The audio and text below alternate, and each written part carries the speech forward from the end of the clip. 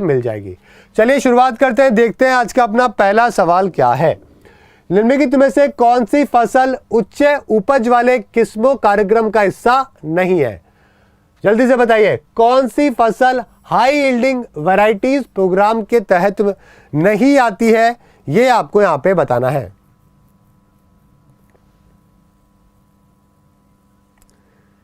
ठीक है,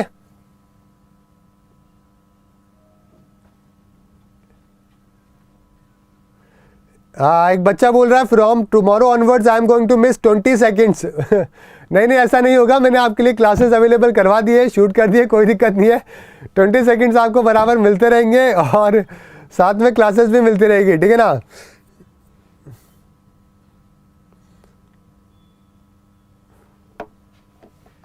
चलो, तो यहाँ पे आंसर क्या हो जाएगा? देखो, जो पल्सेस है ना, वो हाई यील्डिंग वैरायटी प्रोग्राम के अंदर शामिल नहीं करी गई थी। ओके, हमने क्या किया था दोस्तों कि कई सारे जो अपने सीड्स है, कई सारी चीजें हैं, उनको हमने लॉन्च किया था ताकि हम क्या कर सके, उपज को बढ़ावा दे सके।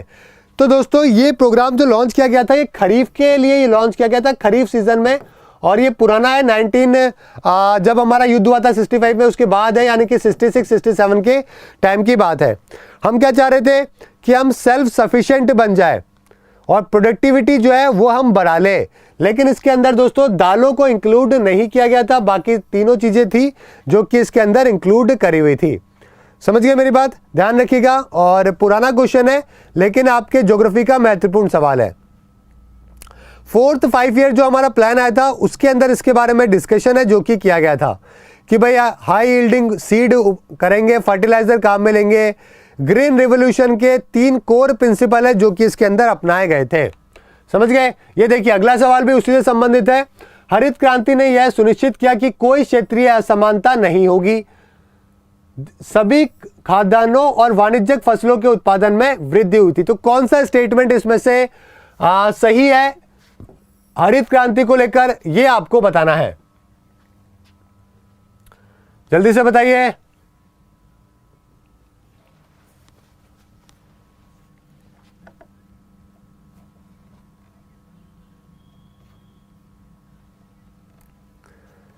चलिए, आंसर यहां पे क्या हो जाएगा? देखो यार, यहां पे दोस्तों क्या हो जाएगा कि सारे के सारे कमर्शियल क्रॉप इसके अंदर एड ऑन नहीं हो गए थे, तो आपका डी यहां पे सही आंसर होगा।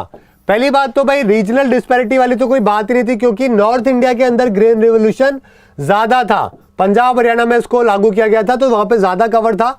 तो पहली बात तो डिस्पैरिटी वाला तो जो है वहां पे हो ही रही थी, क्योंकि रीजनल हो रहा था। सिंपल सी बात है, जहां पे ज्यादा अनाज होगा वहां पे ज्यादा ध्यान दिया जाएगा, जहां पे कोई चीज का दूसरा प्रोटेक्शन होगा तो वहां पे उसका ध्यान दिया जाएगा। इसके अलावा दोस्तों कमर्शियल क्रॉप्स की बात करें तो सारे कमर्शियल क्रॉप्स इसके अंदर नहीं, हम लोग फूड ग्रेन्स के ऊपर क्या कर रहे थे, फोकस कर रहे थे। तो यहाँ पे आपका डी बिल्कुल सही आंसर होगा। निम्नलिखित में से कौन हरित क्रांति की रणनीति का हिस्सा था? कौन सी था भाई? अधिक उपज देने वाला किस्म, रासायनिक ठीक है, उर्वरक और कीटनाशक, सिंचाई, कौन सा था? हमारी स्ट्रेटेजी क्या थी, ये आपको बताना है।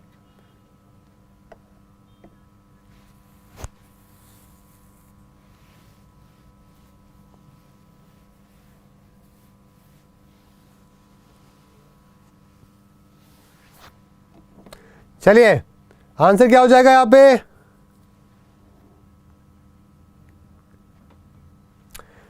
चलो, यहां पे भी आंसर लोगों ने, काफी बच्चों ने डी दिया है और डी आपका बिल्कुल सही है।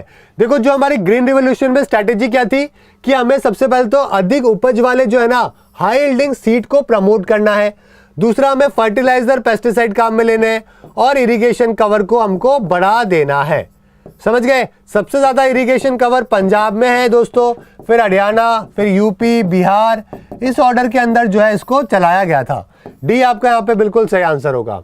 सौराष्ट्र में सूर्योदय का संभावित समय क्या होगा यदि अरुणाचल प्रदेश में सूर्योदय का समय सुबह 6 बजे है? तो बताओ भाई, अगर दोस्तों इंडिया के अरुणाचल प्रदेश में सुबह के 6 बज रहे हैं, सूर्योदय हुआ है, तो सौराष्ट्र यानी कि गुजरात वाले एरिया में कितने बजे पे होगा?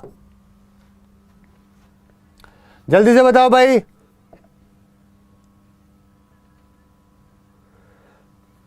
Tajuddin is from Andhra Pradesh. Okay, got it. और वीडियो को शेयर कर दो गाइस अगर अभी तक आपने शेयर नहीं किया है तो, ताकि सभी बच्चे ज्वाइन कर सके।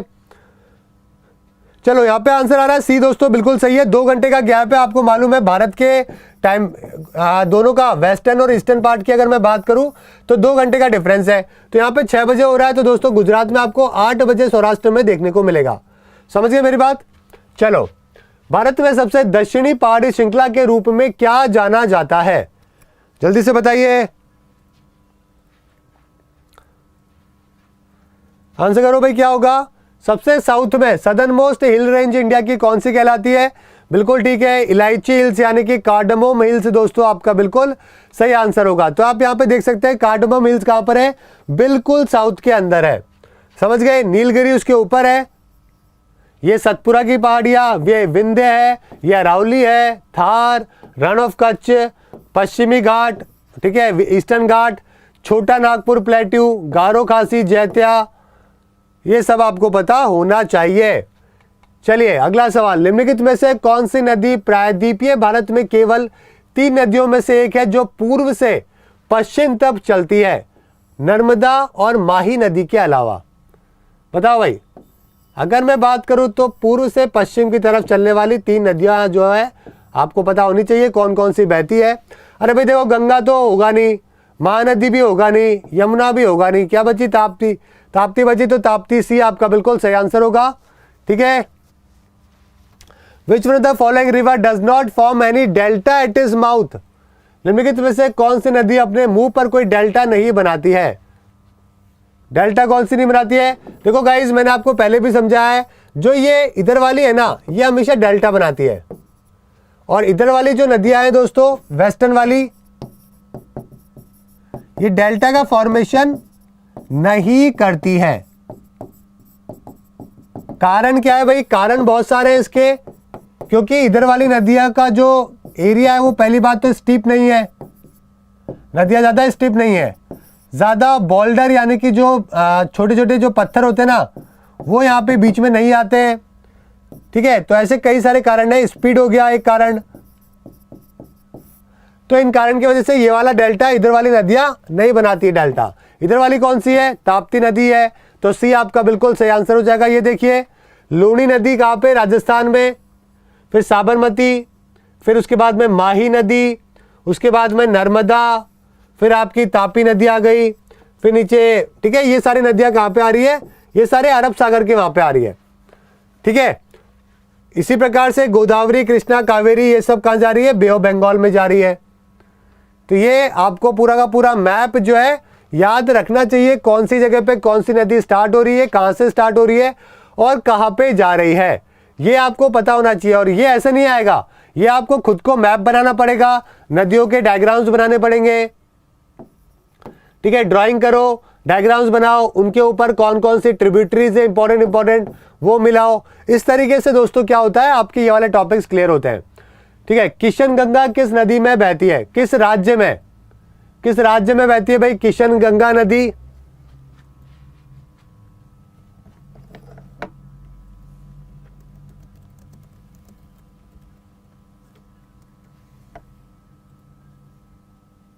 एक बच्चा बोल रहा है डेल्टा क्या होता है? देखो, होता क्या है कि आपने देखा होगा ना यार, नदियों के एंड में इस प्रकार से बन जाता है, इस प्रकार से एरिया बन जाता है। ठीक है, तो ये क्या है? डेल्टा का पार्ट होता है ये। समझ गए? एक लैंड फॉर्म होती है जो कि सेडिमेंट के जो सेडिमेंट होते हैं ना, उनके डिपोजिशन की वजह से होती है, उनके जमा होने की वजह से। समझ गए? जो छोटे छोटे पत्थर होते हैं ना, उनको अपन सेडिमेंट बोलते हैं, उनके जमा होने की वजह से होती है। ये क्या बनता है? एक एरिया बनता है। ठीक है, ओशियन की तरफ जब भी नदी जा रही होती है उस टाइम पे जो है समुद्र की तरफ, तब आपको ये देखने को मिलता है। नेक्स्ट सवाल है आपका, किशन गंगा कहां पर है दोस्तों? जम्मू एंड कश्मीर के अंदर है, ध्यान रखिए। ये देखिए, किशन गंगा प्रोजेक्ट है आपका, काफी फेमस है दोस्तों। ये नदी एलओसी वाले एरिया में है ना, श्रीनगर के पास में। ठीक है, चलिए, पुणे शहर किस नदी के पास स्थित है? पुणे शहर, जल्दी से बताइए भाई।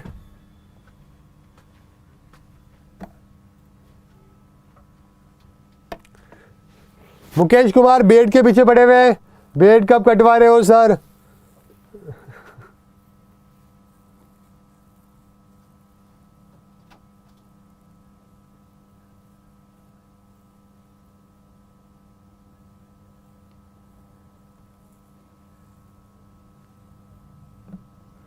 चलो आंसर क्या होगा? बिल्कुल सही है, ए आपका यहाँ पे बिल्कुल सही आंसर है। मूथा आपका बिल्कुल सही आंसर है। निम्नलिखित में से किसके माध्यम से सतलज नदी तिब्बत में भारत में प्रवेश करती है? तिब्बत से भारत में प्रवेश करती है। सतलज इंडिया में आती है तिब्बत से, मानसरोवर से स्टार्ट होती है, ठीक है, तिब्बत से। तो इंडिया जब आती है तो कौन से पास के वहां से आती है, ये आपको बताना है। आंसर क्या हो जाएगा? हिमाचल प्रदेश से आती है ना, हिमाचल प्रदेश में कहां से आती है भाई? शिपकिला। सी आपका बिल्कुल सही आंसर हो जाएगा। देख सकते हो आप दोस्तों, ये सतलज नदी है, ये इसका जो एरिया है इस तरीके से, ठीक है। तो ये वाला जो एरिया है दोस्तों, ये कौन सा एरिया है? ये ये वाला शिपकिला वाला एरिया है। शिपकिला होगा दोस्तों, नाथुला नहीं होगा। अगला सवाल, सोन नदी निम्नलिखित में से किस स्थान से निकलती है? सोन नदी, जल्दी से बताइए दोस्तों।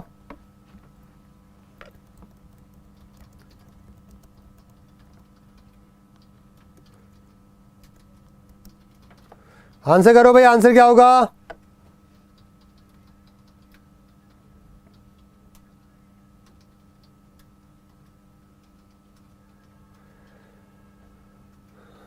देखो भाई, नर्मदा हो गई, सोन नदी हो गई, ये दोनों कहां से आपको देखने को मिलती है? जल्दी से बताओ। अमरकंटक बिल्कुल सही है, अमरकंटक आपका बिल्कुल सही आंसर है, जो कि हो जाएगा, ठीक है। कहां पे? ऊपर की तरफ जाती है, समझ गए? आप देख सकते हो दोस्तों, इस मैप को थोड़ा सा स्टडी करना पड़ेगा आपको अच्छी तरीके से। मैं आपको थोड़ा सा इसको जूम कर देता हूं तो आपको और थोड़ी मदद मिल जाएगी। यहाँ पे ये देखो, अभी समझ आ रहा है? अभी आपको सारा का सारा दिख रहा होगा जूम के अंदर। तो यहाँ पे देख सकते हो, वाराणसी के पास में सोन नदी आपको नजर आ रही होगी, ठीक है। तो सोन, कैन, बेटवा, है ना, सिंध नदी, चंबल, ये सारी की सारी ऊपर की तरफ जा रही है। चंबल जो है वो यमुना में जा रही है, यमुना गंगा में जा रही है, और सोन नदी भी किसकी ट्रिब्यूटरी है? यमुना की ही ट्रिब्यूटरी है। समझ गए? समझ गए? तो यमुना के जस्ट आगे जाके वो सोन है, जो कि उसके अंदर मिल रही है, ठीक है। तो ये भी आपको बात यहाँ पे ध्यान रखनी है, पेपर पॉइंट ऑफ व्यू से इंपॉर्टेंट है, और कई बार सवाल है जो कि ये पूछ लेते हैं, ठीक है। सोन नदी कहाँ पे? गंगा के अंदर जा रही है, ठीक है। और ये कहाँ से? अमरकंटक से इसकी शुरुआत है, जो कि होती है। समझ गए? मेरी बात ध्यान रखिएगा दोस्तों, पेपर पॉइंट ऑफ व्यू से इंपॉर्टेंट है, और कई बार एग्जाम में जो है इन सेंट्रल में जो ये नदियां है ना, इनके बारे में पूछ लेते हैं, ठीक है। सोन वैसे यमुना में नहीं, सीधे गंगा में जा रही है, ध्यान रखिएगा। मतलब यमुना में नहीं जा रही है, यहाँ पे मैप में देखोगे ना, तो ये देखो सोन नदी जो है वो सीधे गंगा के अंदर जा रही है, ठीक है। ये गंगा वाला एरिया, ये रही गंगा, ठीक है, ये गंगा रही, तो ये सोन नदी सीधे इसमें। इसी प्रकार से कैन जो है वो यमुना में जा रही है, बेटवा भी यमुना में, चंबल भी यमुना में, ओके। यमुना वाले की बात करें तो ये रही आपकी यमुना नदी, समझ गए? और छोटा नागपुर से दामोदर नदी। चलिए आगे बात करते हैं, निम्नलिखित में से कौन सी नदी गंगा की सबसे लंबी सहायक नदी है? ये तो बिल्कुल बच्चों वाला सवाल है, आप आसानी से कर दोगे इसका। तो साथ में वीडियो को शेयर कर देना गाइस, अगर अभी तक आपने शेयर नहीं किया है तो, ताकि और भी बच्चे देख सके। आंसर यहाँ पे क्या हो जाएगा? आंसर यहाँ पे आपका हो जाएगा सबसे लंबी। यहाँ पे मैप में नजर आ रहा है, कौन सी सबसे लंबी है? अरे भाई मैप में नजर आ रहा है ना, यमुना ही तो है, तो सबसे लंबी कौन सी हो गई? यमुना हो गई। शिव समुद्रम फॉल निम्नलिखित में से किस नदी के मध्य पाया जाता है? शिव समुद्रम फॉल, जल्दी से बताइए। शिव समुद्रम फॉल आपको बताना है दोस्तों। पहले तो देखो, एक तो ठीक है, पहले तो आपको यह भी पता होना चाहिए कि कौन से राज्य में है ना शिवा समुद्रम फॉल, कौन से राज्य में और कौन सी नदी के अंदर है, दोनों बातें इंपॉर्टेंट है। बिल्कुल सही है, कावेरी आपका बिल्कुल सही आंसर है दोस्तों। कर्नाटका राज्य के अंदर दोस्तों, कर्नाटका में आपको देखने को मिलती है, और शिवासमुद्रम फॉल, ठीक है। और कौन से के ऊपर है? कावेरी, बिल्कुल आपका बिल्कुल सही आंसर है, कावेरी नदी आपका बिल्कुल सही आंसर हो जाएगा, ठीक है। तो यहाँ पे बॉर्डर वाले एरिया के ऊपर ये शिवासमुद्रम फॉल और ये कावेरी वाला एरिया है, कावेरी का है, ठीक है। One of the first hydro electric power station जो एशिया में है वो यहीं पे सेटअप किया गया था 1902 के अंदर। 1902 के अंदर यहाँ पे हाइड्रो इलेक्ट्रिक प्रोजेक्ट है जो कि सेटअप कर दिया गया था, ठीक है। अगला सवाल, निम्नलिखित में से कौन गोदावरी नदी की एक सहायक नदी नहीं है?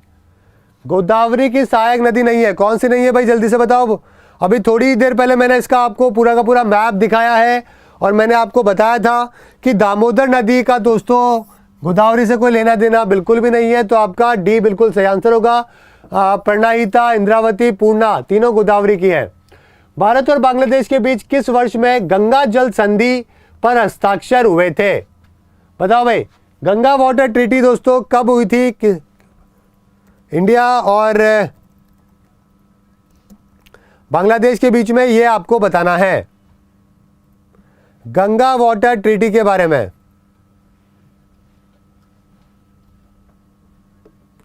ठीक है, वाटर को शेयरिंग को लेकर करी गई थी और कब करी गई थी ये आपको यहां पे बताना है।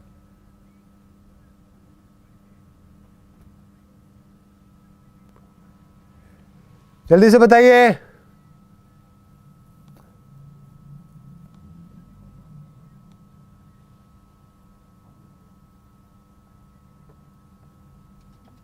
देखो वैसे तो 1996 में भी करी गई थी वैसे तो गंगा वाटर ट्रीटी, समझ रहे हो, 1996 के अंदर भी करी गई थी और उससे पहले भी जो है कई बार इसके बारे में बातचीत हो चुकी है। शेख हसीना जो है उन्होंने 1996 के अंदर जो है इस ट्रीटी के बारे में जो है डिस्कशन किया था, तो आपका आंसर रेलिवेंट वैसे 1996 होगा, तो आप 1996 कर सकते हैं। शेख हसीना के द्वारा और भारत के उस टाइम पे गौड़ा जी थे, देव गौड़ा जी प्रधानमंत्री, तो उस टाइम पे किया गया था। ओके, 1996 के अंदर इस ट्रीटी को किया गया था। अगला सवाल आपका, पाकिस्तान और भारत के बीच में सिंधु जल संधि पर कब हस्ताक्षर हुए थे? इंडस वाटर ट्रीटी कई बार पढ़ा चुका हूं, अगर आपको जानना है इंडस वाटर ट्रीटी को तो आप एक काम कर सकते हैं दोस्तों, इंडस वाटर ट्रीटी बुनेश लिख दीजिएगा, यूट्यूब पे आपको वीडियो मिल जाएगा जिसमें मैंने पूरा डिटेल में इसको पढ़ाया था। वर्ल्ड बैंक ने इस डिस्प्यूट को रिजॉल्व किया था और बोला था कि ऊपर की जो 3 नदियां हैं वो उसका पानी पाकिस्तान लेगा काम में और नीचे का जो है वो इंडिया लेगा। ये जो ट्रीटी करी गई थी 19 सितंबर 1960 को करी गई थी दोस्तों, ठीक है। भारत की तरफ से जवाहरलाल नेहरू और पाकिस्तान की तरफ से अयूब खान, पाकिस्तान की तरफ से अयूब खान उस टाइम पे वहां पे प्रेसिडेंट हुआ करते थे, ठीक है। बोला गया कि बियास, रवि, सतलज है ना, जो ईस्टर्न नदियां हैं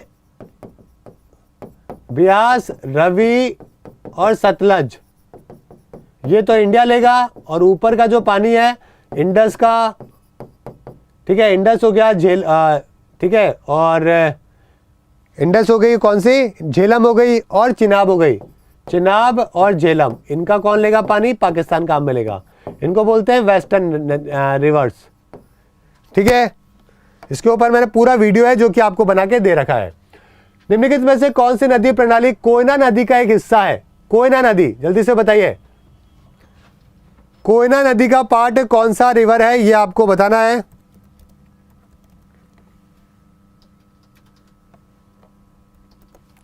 जल्दी से आंसर करो भाई। कोयना रिवर देखो ट्रिब्यूटरी है कृष्णा रिवर की जो कि महाबलेश्वर से ओरिजिनेट होती है, समझ गए?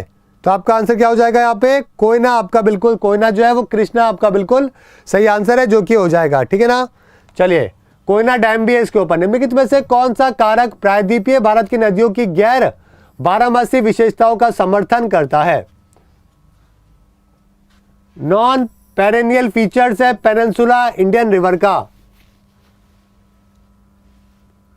यानी कि दोस्तों कई बार क्या होता है कि हमारे जो बीच में यहाँ पे ऐसी नदियां नहीं है जो कि हमारे यहां तक लास्ट तक पहुंचती है, तो ये जो नदियां बीच में टूट जाती है उसका कारण क्या है कि हमारे यहाँ पे रेनफॉल जो है वो कैसी हो जाती है? सीजनल होती है, साल भर बारिश नहीं होती है, इसकी वजह से जो है नदियां कई बार बीच में ही रह जाती है, समझ गए? तो ये आपका बिल्कुल सही आंसर होगा।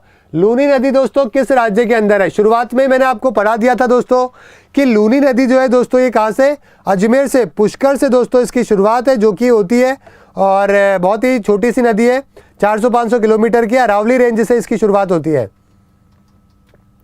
ठीक है। अरावली रेंज जो पुष्कर वैली है वहां से इसकी शुरुआत होती है, थार डेजर्ट में जाती है, आंसर राजस्थान हो जाएगा। तापी नदी किस क्षेत्र से बहती है? तापी नदी के बारे में बताइए। शुरुआत में मैंने आपको मैप दिखाया था तापी नदी का और उसमें मैंने आपको बताया था कि तापी नदी की बात करें तो ये सतपुड़ा रेंज से